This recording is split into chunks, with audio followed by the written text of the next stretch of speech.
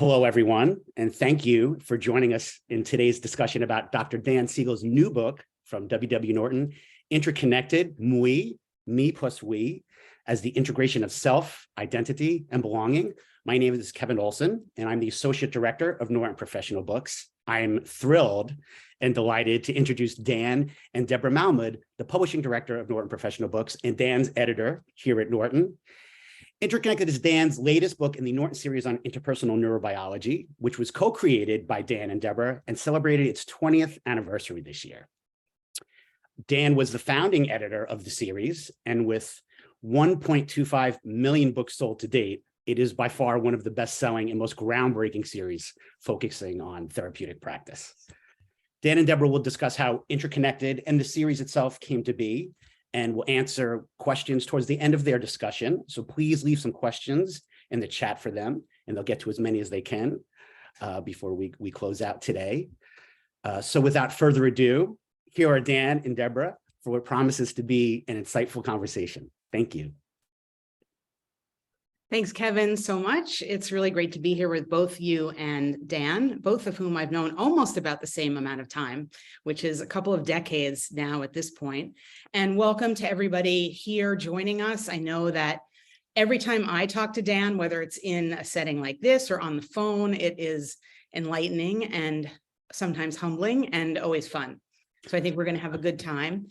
And I just wanted to start, as Kevin said, we're here to talk a lot about IntraConnected, but I want to start by talking a teeny bit about the origins of the IPNB series, because in a lot of ways, the way that series came to be does exemplify, I think, some of the things that Dan talks about in his book and that we'll get into as we go through this webinar. I have in my archives a letter that I wrote to Dan in the year 2000. And that was an invitation. It was a Dear Dr. Siegel letter. I did not know Dan at all, nor was he a Norton author. And in fact, he was a successful author elsewhere at the time. But I wrote him a letter, and I'm going to read a teeny bit from the letter.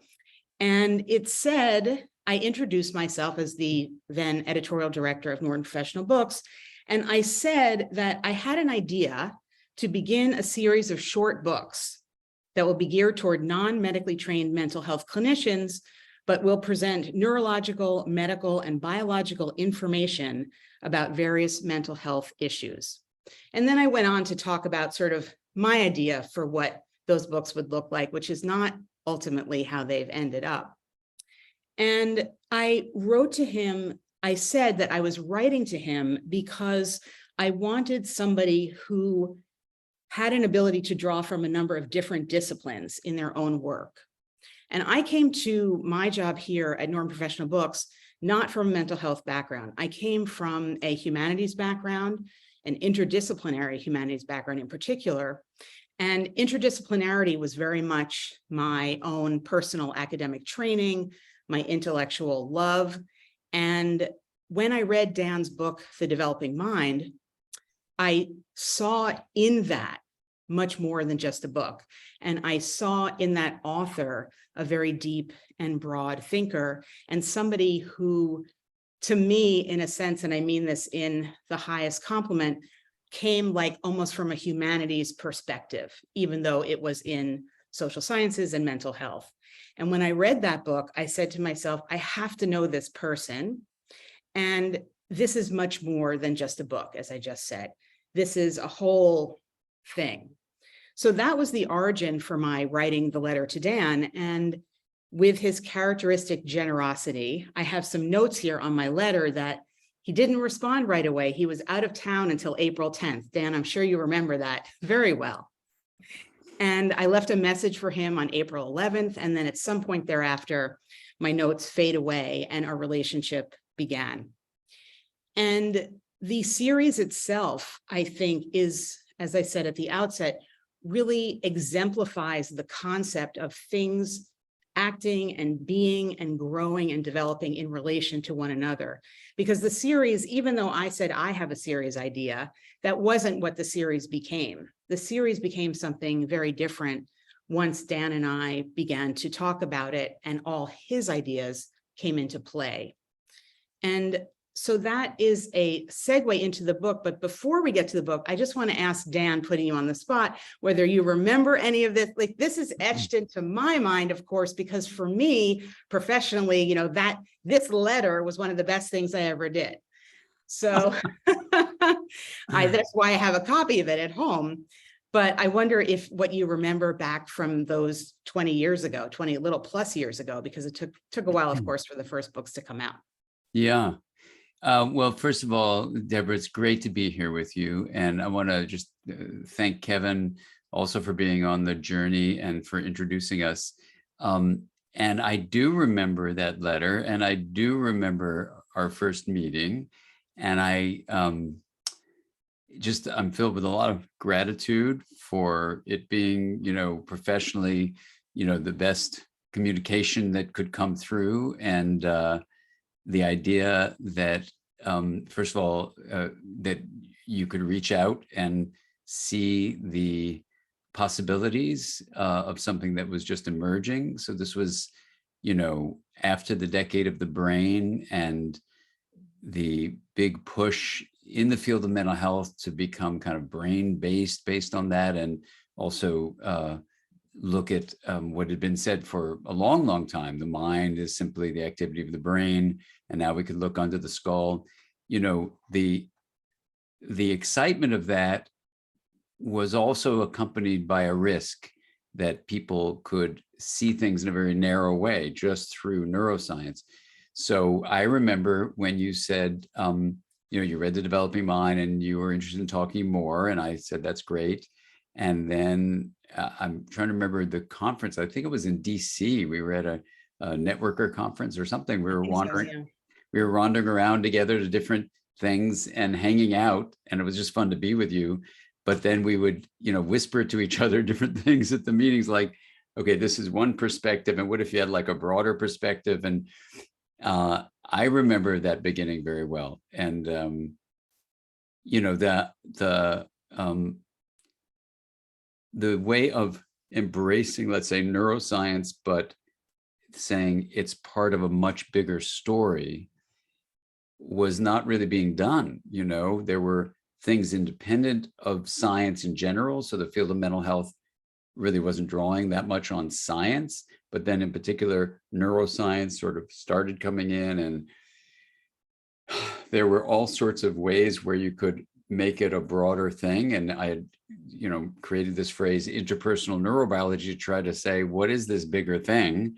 You know, I've always said maybe we could rename it, but now, because we have so many books under the title, we'll keep the name the same. The reason about renaming it is, you know, in interpersonal neurobiology, that when that phrase was coined, there wasn't really a field of social neuroscience. It was just, you know, there was neuroscience, and maybe there was cognitive neuroscience. And the idea was, how could we actually build on that and then add every other discipline, add the humanities, add, you know, contemplative practices, add all sorts of ways human beings pursue an understanding of reality that could come under one framework. And whatever we're going to call that, we happen to call it interpersonal neurobiology. That felt like something to do. So when I remember we had a conversation wandering around that conference, and I said, well, what do you really want this to be about? I remember you saying, anything you want it to be about. And I said, did you really just say that? And you said, yeah. I said, oh my God, okay. And I think we shook on it. It's like, okay, let's make it happen. So together we did it. So I can't believe it's over like 22 years now. That's kind of wild in and of itself. But I thank you for the journey, because it's been so exciting to, you know, think about what does the field of mental health need, and then other fields like education or parenting or public policy or coaching, or all sorts of ways people draw on the interpersonal neurobiology series to help inform them. So it's not a form of doing something, it's more a framework that informs other ways of doing things, other forms of therapy, you know, different forms of therapy, different approaches to education or parenting, or yeah. So it's really exciting. Yeah, it's nice to hear your memory of that, because as you're talking, I'm remembering that and the wandering around and the personal excitement that I felt in that moment, having you as a receptive person, because at that point you didn't have to even respond to my letter and yet not only respond with such openness. So that was amazing. And as you say, from that, it grew. And before this started, I got a list of our recent titles in the series, and they cover child and family therapy, anxiety disorders, the way a therapist works in their own practice, attachment, and polyvagal. So really, we're still spinning around so many different topics and weaving them together under this rubric. And it's really great. And I do remember some of those conversations at some point about possibly changing the title. And of course, behind the scenes at Norton, we're like, no, you can't change the name of something that everybody loves. So I'm glad we strong-armed you into keeping that. And it does show how the field has changed so much over the years with other language that could possibly be used to approximate or to get to some of the concepts that we have in the series. But it's been a great rubric, and I certainly look forward to that continuing on. And the latest book in it is really the reason that we're here, IntraConnected. And I wanted to turn to that bit. And just there's one thing early on in the book that I want to ask you to unpack a little bit before we get into even the title and the concept of MWE. And that is, you wrote that with consciousness opened up to these examples that you'll give in the book, choice becomes possible. And I was rereading this, and as is so often the case, when I see a physical book that we publish that I've read and edited already, seeing it in physical form brings out other ideas. And the word choice and the concept of choice becoming possible is something that I thought we could open up with as the framework for the conversation about the book. And when I read that to you, I'm curious as to what you meant by that, or how it resonates with you now. You put that at the beginning of the book before you even talked about MWE or the word IntraConnected, which we will certainly get into. So I'm wondering if you could kind of set some ideas out for the group here about what you were thinking when you made that statement that choice becomes possible with consciousness opened up. Yeah. Well, first, I mean, to make a segue from the first question you asked, when you wrote that letter inviting us to meet and to talk, and we were wandering around, it kind of reminds me of the artist Rashid on the Brooklyn Public Library entryway. She has a quote that says, "Having discovered the flimsy fantasy of certainty, I decided to wander."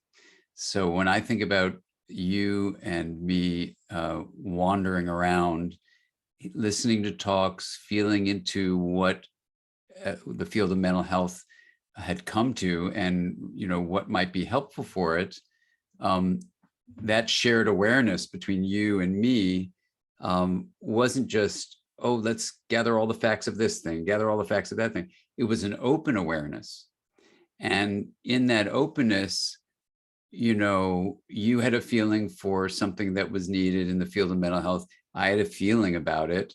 We could then bring our individual awareness to a relationship that you and I have had over these decades.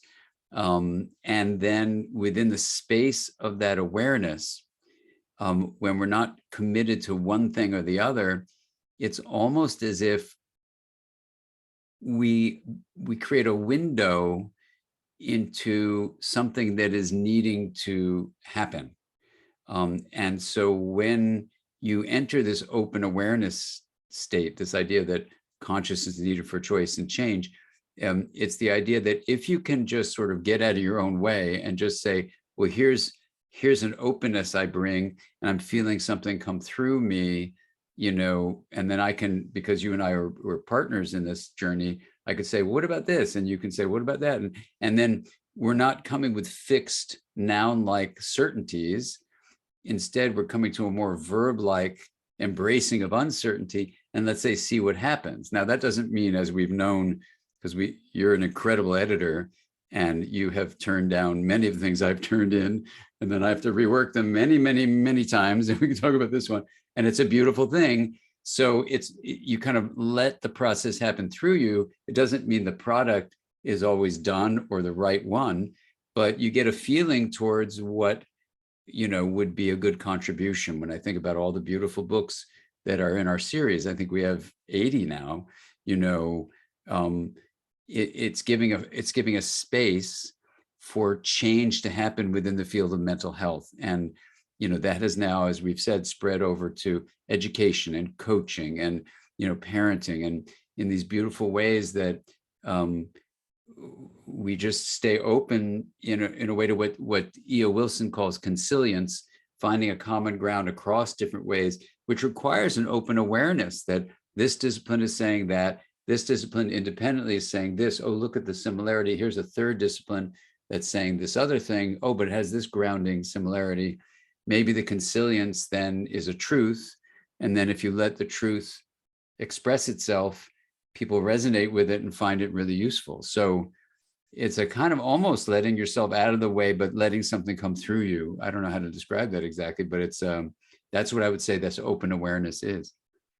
And I think that's really exemplified in the book, because really for the first, I don't want to say third, but for a good portion of the early sections of the book, you are really presenting and talking about all sorts of existing theories, ideas that go back hundreds and hundreds of years that are in line with, that are related to, that are consilient with what you're putting together. And I think maybe if you could talk about it, it feels like a very important way of presenting the material, and it feels very grounded in a lot of different cultures worldwide, many of which predate sort of modern medicine, that you are laying the groundwork with all of that for the arguments in the book. So maybe you could talk a little bit about how you came to put that in there and approach your material that way, almost laying out this path that you then maybe put out for us, but really are following in the steps of many other thinkers. Oh, absolutely. Well, thank you for expressing it that way. And, in your own background in humanities, and also your background in interdisciplinary thinking, it really resonates with, I think,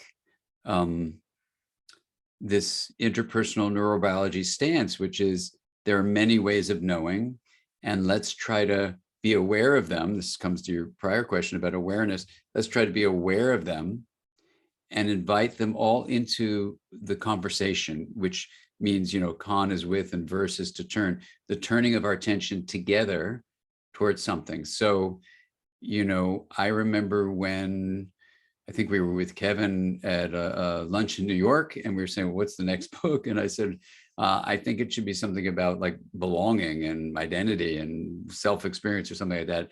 So you guys said, okay, that sounds good. I had no idea what it was going to merge into, and we can talk about that later. But, the journey of this book over, I think, the last 5 years, becoming what it is, was a kind of opening to, well, what have human beings said about belonging? What have human beings said about identity? What have human beings said about self? And that's kind of the preparation period for the book, I think, becoming itself, is to see what has been said before. And in that journey, it was really clear indigenous cultures across the planet, in their own individual ways, separate from each other, have come up with the same conclusion, that to restrict belonging by narrowing an identity to just features that are just you as an individual, or even individuals like you. And so I name that the solo self, the isolated self only in the body, or bodies like yours, is not consistent with a healthy way of living and not consistent with reality. And so, what I do in the book, as you point out, is, I literally quote modern day indigenous elders who I was able to get permission for them to share their stuff from a documentary film, to say, what has the COVID-19 pandemic done to us as a human family? And then what does indigenous knowledge tell us about what the self is? So, it was really an incredible journey to quote them. And I met with the documentary filmmaker and in Amsterdam, and really talked about, how the book could be kind of a way of really featuring this concept about self-identity and belonging, and to make sure that Indigenous voices are heard. And then I also did some extensive reading in different scholars of Indigenous knowledge. So that's one branch that you could put under the term, wisdom practices. But another wisdom practice that's very different, that comes to almost identical conclusions, is the act of meditation, where you reflect inwardly, called contemplative practice. And in reviewing contemplative findings, they come up with a very similar conclusion, whether it's in spiritual traditions, like what Rumi talks about in his beautiful poems, or, contemplative practices like in the Buddhist background, but across all cultures, in terms of going deeply inward, that this separate solo self is not the whole story. And be careful of the vulnerability, contemplative wisdom says, that you may believe your own self-dialogue about the self being the only thing that identifies who you are. So I quote Thich Nhat Hanh in the book and refer to contemplative wisdom. And so we see these wisdom traditions literally from thousands of years, usually in the oral tradition, especially Indigenous teachings, but then, passed down in certain writings in the contemplative traditions. But even though they were independent, they came to the same conclusion. So that would fit with what we're using as a framework for exploration called consilience. And E.O. Wilson has a book by that name that kind of sets the stage for that. So consilience then lets us say, what have human beings been saying about this? So, for me in this body, where I really want to identify what's called the positionality of a white, heterosexual, cisgender, educated male in a white dominant society, I really wanted to make sure I pointed out, that this is the position of the typist, but actually humanity has been talking about this from all sorts of perspectives. So I'll use this body to type, but I'm almost just like channeling the human conversation. And this, since this body is trained as a scientist, then as a scientist and clinician and educator, let me see if I can bring anything to that conversation. And it turns out there are some really powerful things from the framework of interpersonal neurobiology, not said by contemplative teachings, not said in Indigenous teachings, but consilient with them, that may help us apply these in modern times to what humanity needs to do as a family, that can be applied, on the cultural level. So I work with groups that are, associated with the UN. You can work at the national level, work with governments. You can work, with state level, which I do. You can work with interpersonal neurobiology in a school or an organization, which coaches do and educational consultants do. You can work with families or groups or individuals as a therapist. So that's the mental health world. You can do it in your family as a parent. So in all these levels of influence, then we can take this consilient notion that a separate self perspective of modern culture may be an error that's leading to certain problems.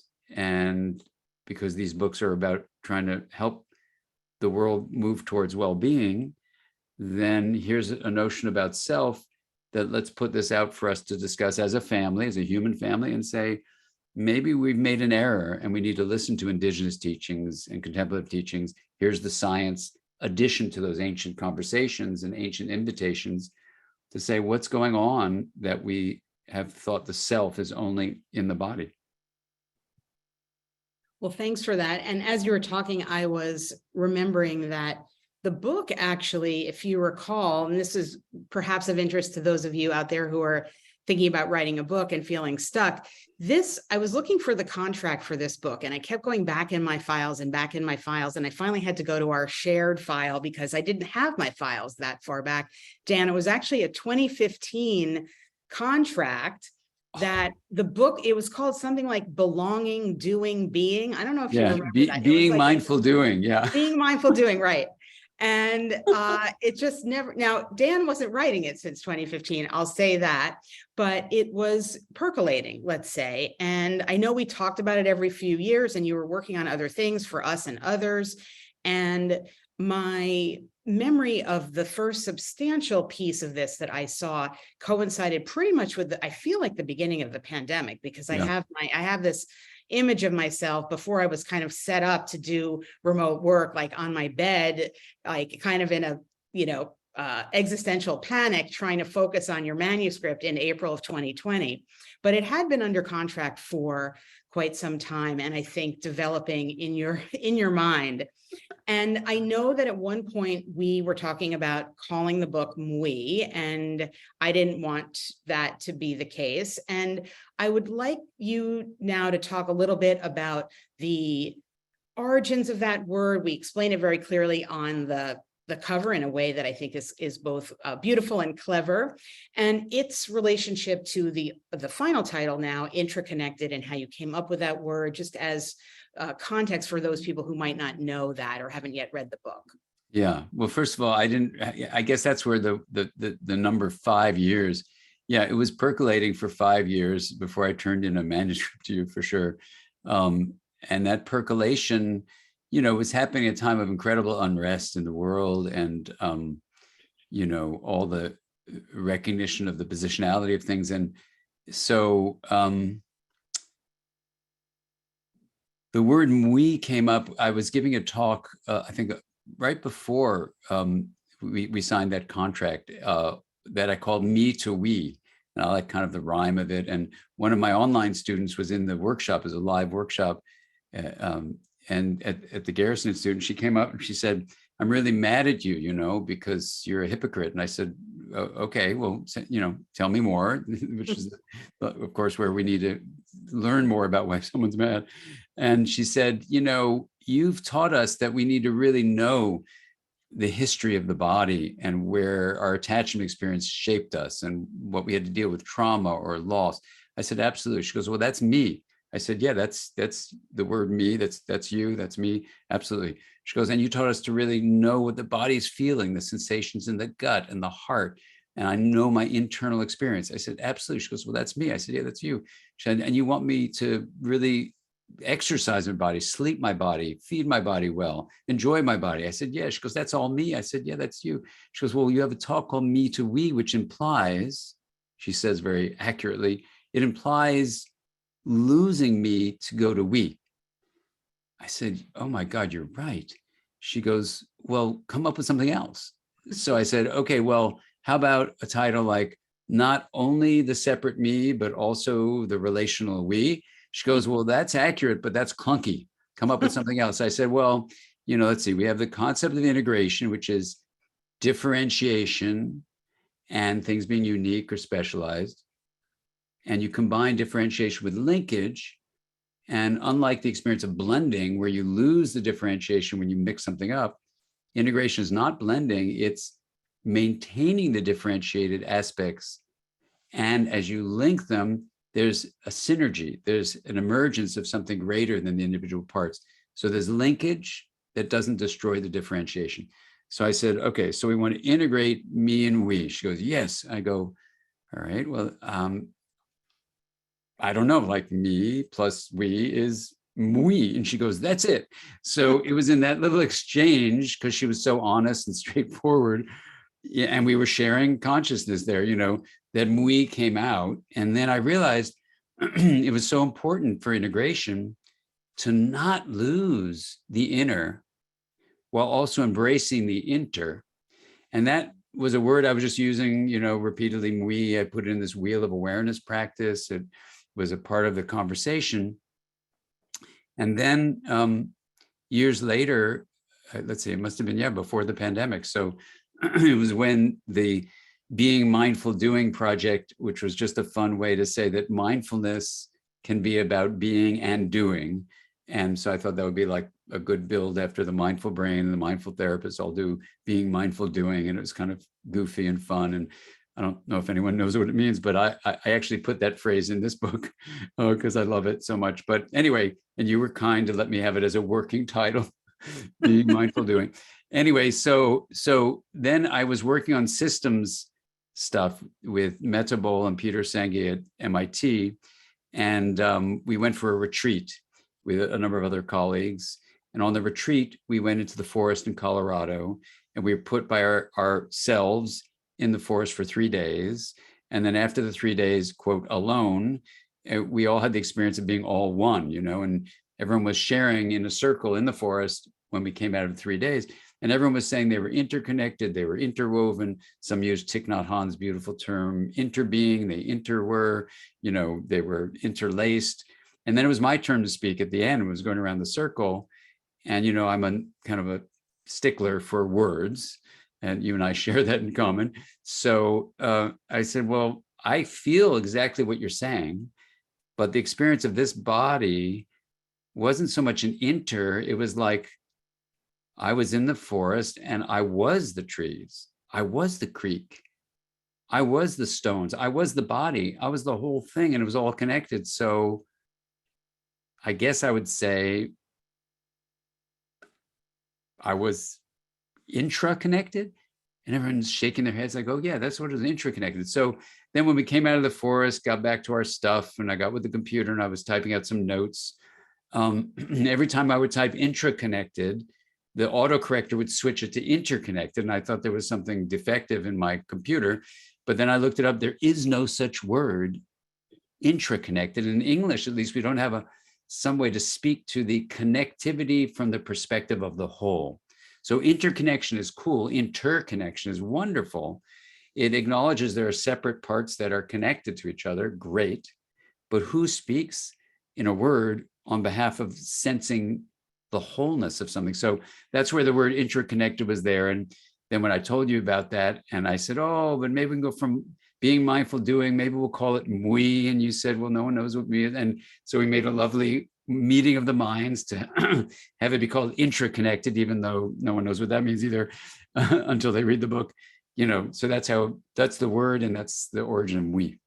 Well, it was a particularly challenge for us behind the publishing scenes because, of course, we didn't want to make the wrong word or the right word on the cover or anywhere we spelled it anywhere in working on it. So we kept having to make sure that we got the wrong word or the right word, or however you want to say it. So right. It is a great title. And I want to turn now to something in the book when you're talking about culture, and you say that cultural evolution proceeds much more rapidly than genetic evolution. We have the potential to make urgent changes we need to make if we can accurately identify the issues at play and the helpful practices we can now enact to transform how we live in the world.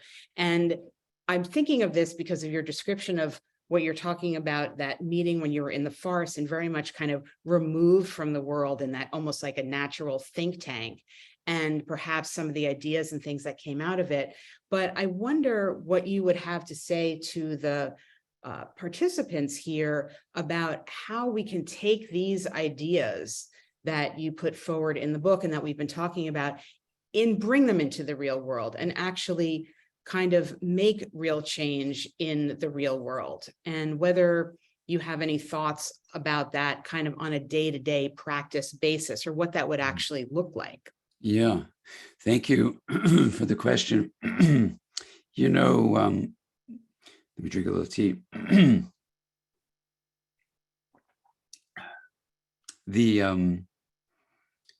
interpersonal neurobiology series we have is a series about weaving together different approaches to understanding reality, including a solid grounding in science, empirical science, and then seeing how to translate the science for practical application to improve well-being in the world, whether that's for the individual, a couple, a family, a school, a community, a city, a state, a nation, a world. So it's really, I'm so honored to be here with you, Deborah, about seeing that we are trying to, weave knowledge bases across many different disciplines and then turn it to practical applications. So your question is really so exciting to try to address, because what I try to do is look at all the different, indigenous views, contemplative views of self,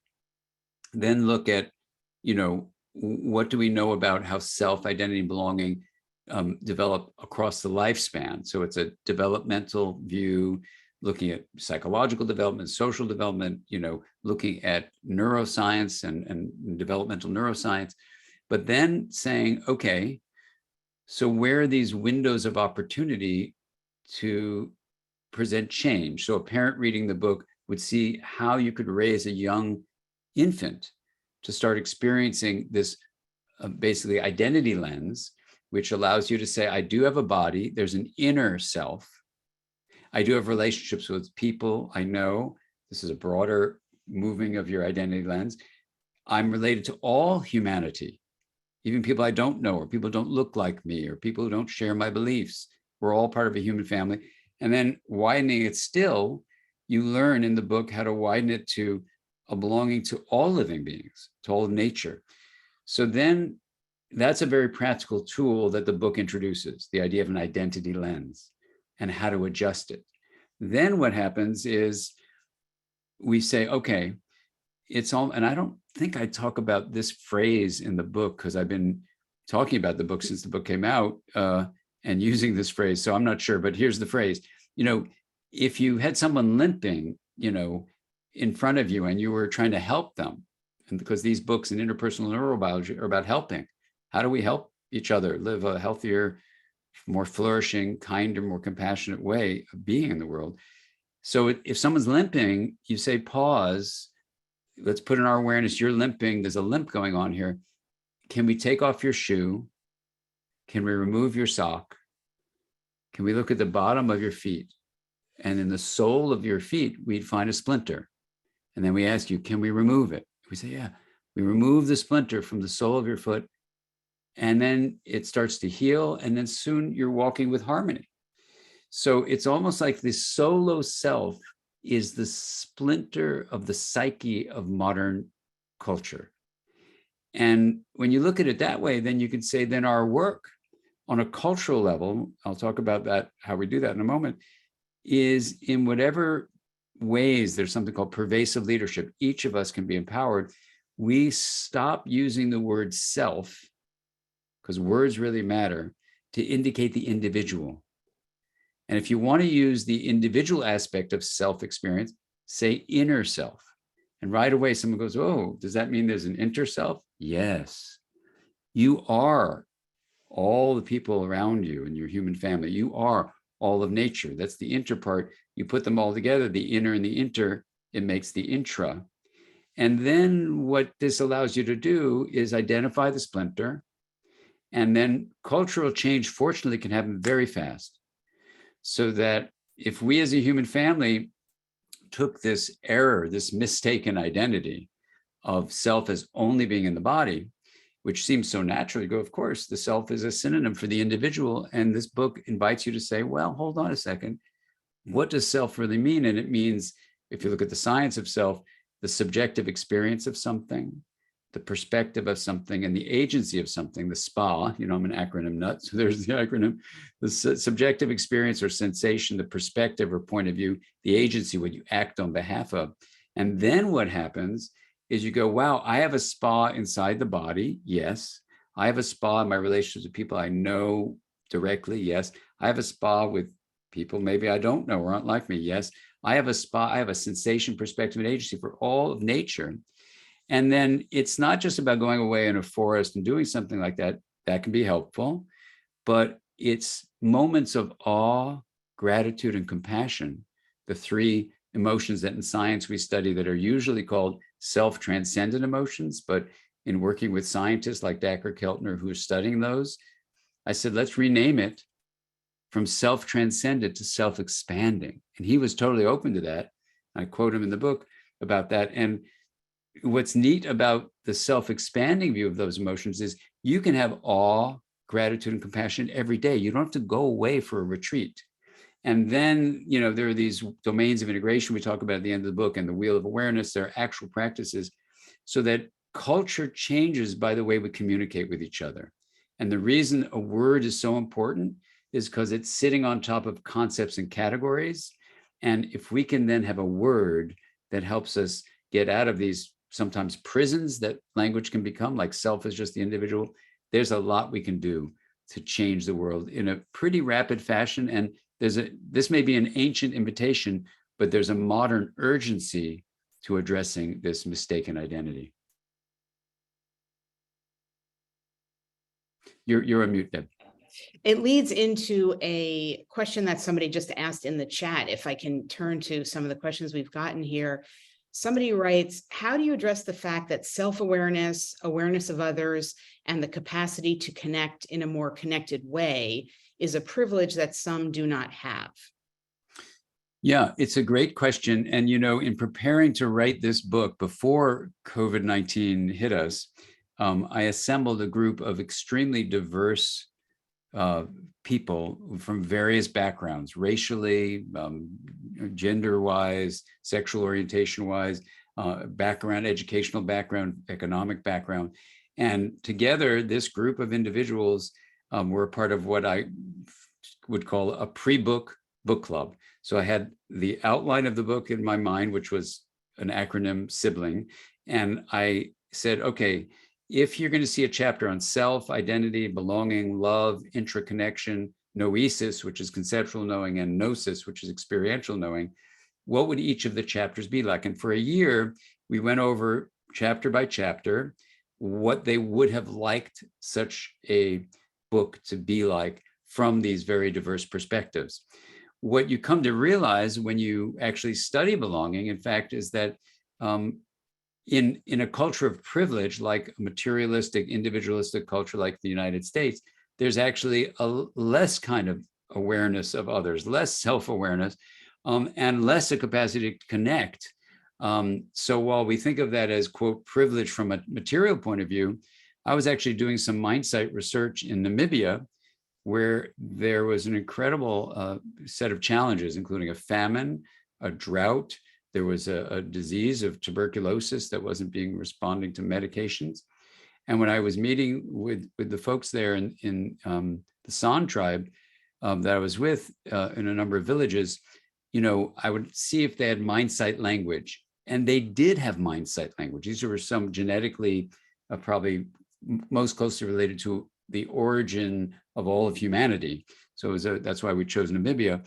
But what happened was there was this incredible sense of joy and connection there, even though they're facing all these challenges. And you might say they're not privileged materially. But when we were sitting around the campfire, I asked one of the elders who was there through the translator, are your people really happy? They look so happy. And his response was amazing. He said, yes, my people are happy because we belong. We belong to each other in community, and we belong to Earth. And then there was this silence. I was really taking in his words. And then through the translator, he asked me a question. He goes, in the United States, are your people happy? And I thought about the statistics on loneliness and depression and anxiety and addiction and suicide. And I said, no. And he goes, well, do they belong? And I said, not really. So, this was a lesson in trying to be very careful about, the human experience of self, identity, and belonging, trying as best I could to draw on indigenous teachings, looking across cultures, and what we might call a position of privilege, in that we are financially privileged. It's actually can be for this body as a white heterosexual male, as I mentioned earlier, I'm going to have blind spots for my blind spots. And we want to be open to that. And yet this looks like it's a human process of identity building, and that our cultures construct that in a way that in this place of privilege, we actually are creating a false view of separateness. And when I review the anthropological literature on individualism, it really lets you see this separateness that is really hurting us in so many ways. And I'll just say this from the field of mental health point of view, we've thought about self-actualization, self-realization, self this, self that, defining self as separate. And the mental health field, I think, has been really limited in its positive impact on the world because it thought the self was just the individual. And, not every discipline of mental health does that, but that's a problem that also comes through reductionism of saying mind is just brain activity or self is just in the body. these make us very vulnerable to this mistaken understanding. That goes right to a question that was just asked by somebody in the chat. How can we, meaning therapists and people, do something for lonely people? I see everyday people that feels terribly lonely. How can therapists help people who feel so lonely? Absolutely. Well, first of all, Deborah, thank you for checking in with the chats as we go and seeing everyone's response. And this is an example of joining together. So Deborah's reading your chats. I'm trying to focus on. I'm doing the Deborah. best I may not get to every question. I'm sorry. I'm trying to. No, it's doing the best great. I can. It's great. It's a beautiful thing. So in terms of loneliness, our Surgeon General wrote a beautiful book about loneliness, talking about the pandemic of people feeling just what you're saying.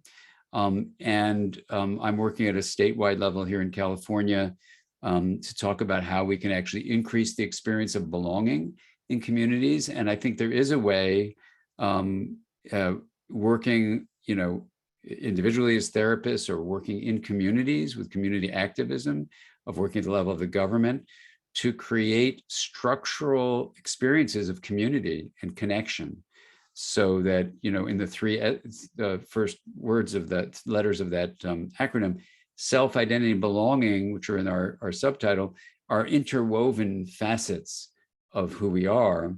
And when you identify the self as only in the body, then loneliness is a natural outcome.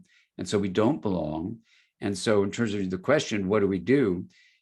We can work with the individual to find ways of connecting to people or to pets or to nature.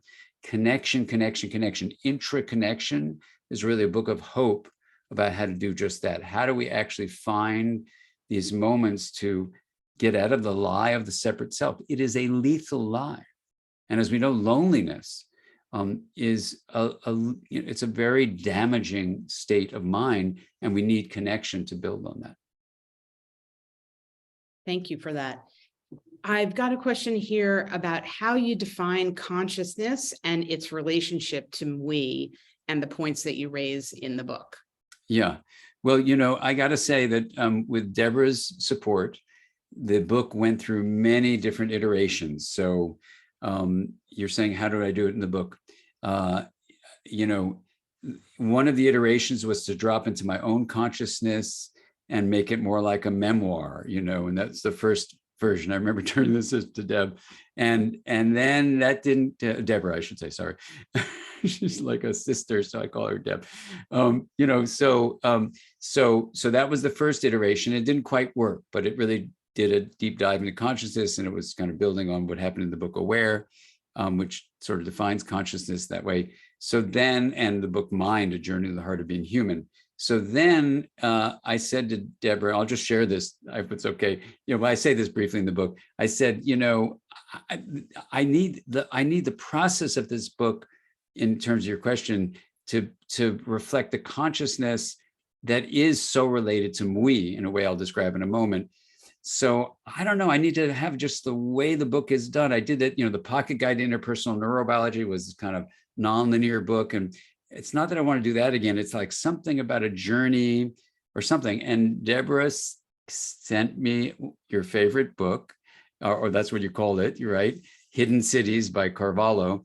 And I just ate it up. I read it. I said, oh my God. And so then I wrote through me this equivalent of that book. I guess it was a 300-page rhyming fiction where you follow this person named Sam. Anyway, and Sam goes through all this. You follow Sam's consciousness into we in that journey. And that wasn't going to fly as a Norton interpersonal neurobiology professional book.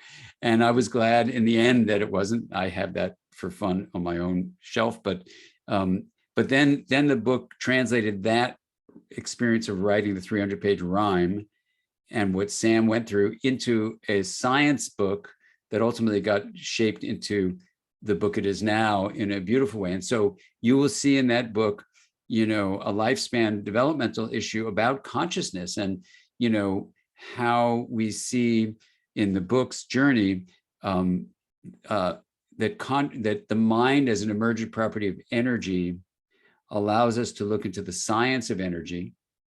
And then with the help of my daughter's drawings, Maddie Siegel's drawings, you'll see energy as a view from possibility through probability to actuality. And then once you get a feeling for that, and if you're familiar with the book Mind, you will have already experienced that. But in this book, you get introduced to it as if you had never read that other stuff, anything else. This book stands on its own.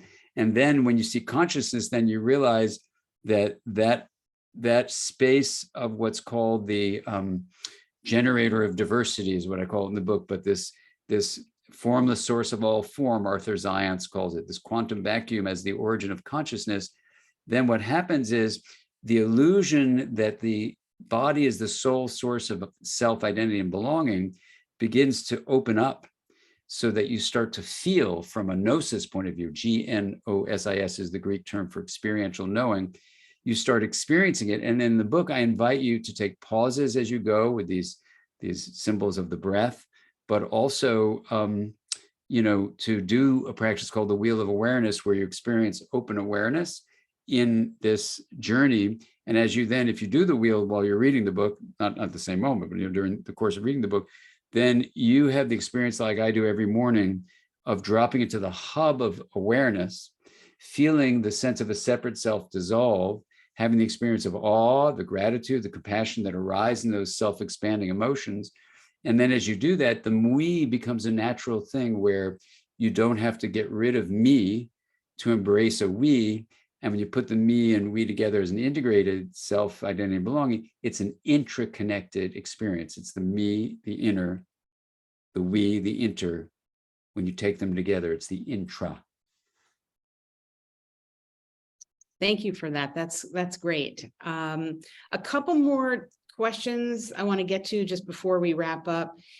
Somebody is asking about talking about your work around PTSD and attachment, and wondering whether there is more insight about that connection in this book. Yeah, and I do want to say that because the journey began over this, I guess now it's going to be 8 years since Deborah and I sat down to sign the contract of the book. It started as a memoir type thing about attachment that didn't work. And then it started as Sam's journey across Sam's lifespan. So it absolutely was about the trauma and the attachment that Sam and Sam's relatives in the rhyme experienced. So it had it in it. And then because I was committed to using that as kind of a portal through which a lifespan view arose, combining with indigenous and contemplative wisdom, then I looked at attachment through the lens. I'm an attachment researcher. And so, yes, you do go on a deep dive into the experience of attachment and trauma, not as much as you might do in a specific book, about attachment or trauma, but you do it through the lens of how is self-identity and belonging being shaped in the crucible of attachment.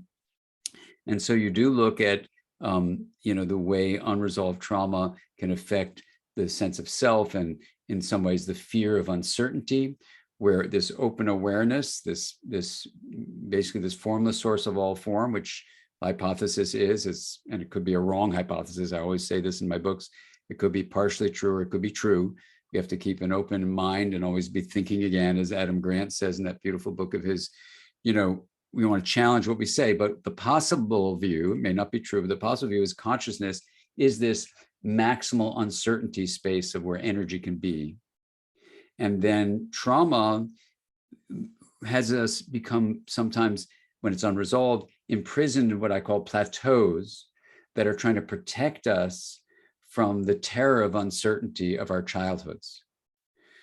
Now, certainty is an understandable drive, because when you have certainty, you can have predictability. And when you have predictability, you can have the illusion, at least, of safety.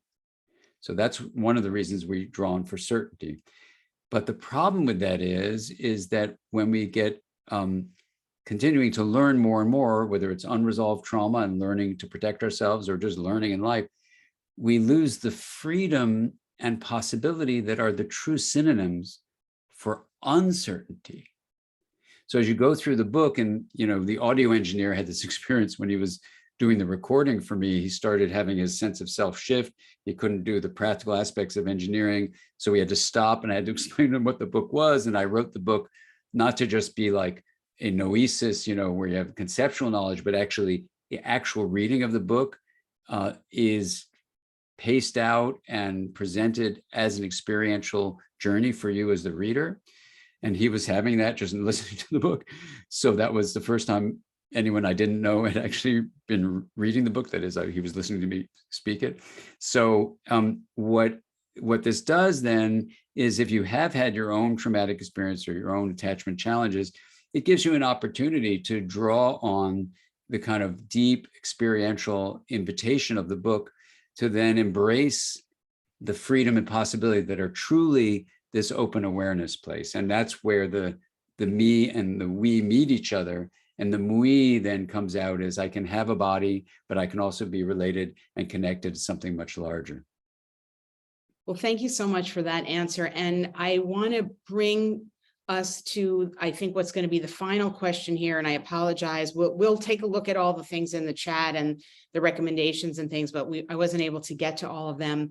But there is one question that somebody asked that I want to pose to you as our final question, which is, how do we start building connections in a radical or angry environment? Yeah, it's a really great question. I'll try to speak to this, and I hope that if you do get a chance to read the book, you'll feel it directly, what I'm about to say, just in some concepts, but you'll actually feel it, that when you're in an angry environment full of conflict, there's a neural pathway that's likely being activated. So in interpersonal neurobiology, we're looking at relationality, we're looking at, relational fields that's happening, and there's a conflict, there's tension, there's anger. We look at emotions and the subjective experience of them, and we do look at the neural networks involved. So when you look at states of mind, they are in part dependent on relationships, and they're in part dependent on neural networks. So you have a reactive state and you have a receptive state. So if there's a lot of anger and conflict, the state of mind in that setting will be in the reactive mode. The networks in the brain will involve the fight reaction, the flee reaction, the freeze reaction, which is a tightening up of the muscles and a temporary paralysis, in part because you don't know whether to flee or fight. And those are three very energy consuming, activating states of reactivity: fight, flight, and freeze. Then there's the faint reaction that Steve Porges and Pat Ogden, two other authors in the interpersonal neurobiology, and I talked about. We need to clarify this for mental health professionals and everybody, that faint is not the same as freeze. So you'll see in the pocket guide, based on what I talked to Pat and Steve about, that the faint response needs to be understood, but it's also a reactive state that's very exhausting. So it's a collapse. It's the activation in the polyvagal view, of the dorsal branch of the vagus nerve instead of the ventral branch, which activates the social engagement system. Now, in the environment you're talking about, then what's happening is there's a reactive state that's preparing for this threat, and sustained over a long period of time, that can't maintain itself with anything positive happening. The receptive state, where the ventral vagus is activated, in a polyvagal term, would be social engagement. If you look at the work of Jaak Panksepp, also with two wonderful books in our series. This series is so great. Thank you, Deborah. Thank you, Kevin. It's just, I'm so honored to be a part of the series. When you look at Jaak's the two last books he wrote before he passed away, sadly, a few years ago, you can look at the 7 subcortical motivational networks. One of them is one that's involved in anger. And when you look at the deep motivation of that subcortical network, it's involved in agency and empowerment. So here's my response to your question. That's, I know, a long setup to respond to your important question.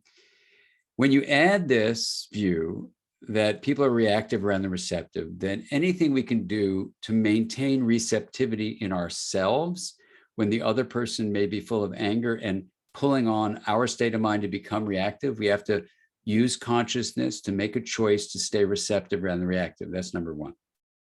Number two, when there is the network of anger that's being activated, the motivation of that, I call it a vector, the motivation there, the directionality that's being set up is for agency and empowerment. Then what you want to do is make sure you have the other 6 subcortical networks that are involved, which include, one for bonding, and connection, one for certainty and safety. There's one for just seeking, and one for play, and one for caretaking. There's a number of these different systems, but you want to make sure that when it's been excessively differentiated in the person you're dealing with, they're only activating this anger empowerment one. They're just trying to get the whole state of mind, and not that they're trying to do it, but this is the effect of it. Now, if you look at the wheel of awareness stuff in Aware or in Mind, the journey of the heart of being human, or in IntraConnected, you'll see that when you get receptive, what Steve Porges might say is the social engagement system being turned on, when you get in this receptive state, it's an integrative state. And you, in terms of what do we do? If you do this practice, like I do the wheel of awareness practice every day, and what I've learned by doing that every day is the state that I create on purpose during the 20, 25 minutes of doing the wheel of awareness starts to become a trait. That's what the studies show, that a practice creating a state becomes a long-term enduring trait.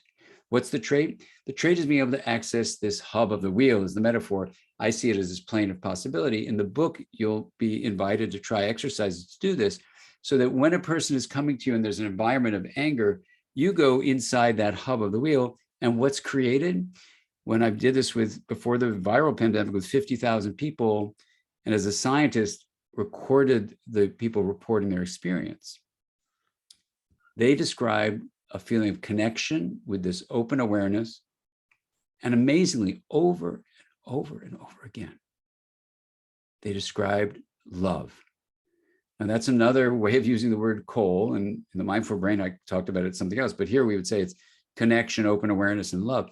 So it's almost as if those are the fabric of reality. And when someone's lost in anger and creating this conflict, they're far away from that. So our responsibility, whether it's as a therapist or as a parent, an educator, a person running a government, a company, whatever it is, a citizen on earth, we do this training, which is accessible to do. We have it at the end of the book in the appendix of IntraConnected, where you learn to access this open plane of possibility with connection, open awareness, and love. And then that's a portal through which integration, where you're honoring differences and promoting linkages, can arise. So what I find, and I had an experience recently on a Zoom call where there's a lot of anger going on, a lot of conflict. I went down into the hub, which I could access very rapidly because I do the practice, and I could stay very present. So this is the idea of, this is the last acronym I'll give for today, is the acronym PART, where we have presence, which allows us to be in that receptive open state. A is attunement. We tune into the internal state going on in someone else. R, resonate. We can feel it, but don't become it. And then T is the trust that's created. And that's the part we need to play in approaching some setting which is filled with anger and the polarization we see. We need this. I did the wheel once with Elijah Cummings, where there was a lot of tension and conflict and anger in Baltimore. We're working with people who had never met each other across the racial divide. And before we did the wheel, there's incredible tension. We do the wheel of awareness, people get into the hub. Afterwards, Elijah could not believe it. A congressman from our US Congress in Baltimore, Elijah couldn't believe it. And, you can help people in a relatively quick way get out of all that anger and animosity and see the connections that really join us. So that was a long answer for a really important question. But if you do the IntraConnected book, I think you'll find the very tools you'll need in a world that is desperately needing us all to find a connection with one another. So we thank you so much. Thank you, Dan, so much. That was a beautiful answer to a really important question, as you say. And with that, we're going to conclude this portion, but we'll just turn it over to Kevin Olson for a few housekeeping details. And again, my apologies for not being able to get to all the questions in the chat, but I have looked at them, and Dan will take a look. We did as best we could. But thank you for all your questions. Dan, Deborah, thank you so much. This was a wonderful conversation, as expected and promised at the top. Many people have asked if this will be recording will be made public again. It will. We're going to be sending it to participants. We're going to be sharing it on Norton Mental Health social media channels. So please follow us there, and we'll be sharing those links in the chat. And we also have a transcript of this conversation available post-recording.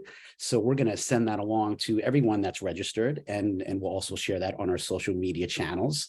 And you can also go to the www.norton.com website to learn more about IntraConnected and the IPNB series. Some of those links were in the chat, and of course will also be in the archived recording. So thank you both. Thank everyone that registered and came, and those who will see it, who maybe weren't able to tune in live. And as Deborah said, we tried to get to all the questions that we could. There's been some messages just to Dan that weren't even questions, but just thank yous and observations about how much Dan's work has meant, and just some lovely messages to Dan. So Dan will send those on if you weren't able to catch them. And again, thank you everyone for tuning in. We really appreciate it. And please investigate and learn from IntraConnected. So thank you. Thank you so much. Thanks, Thank Dan. you. Thanks, Kevin. Thank you. Be well. Bye.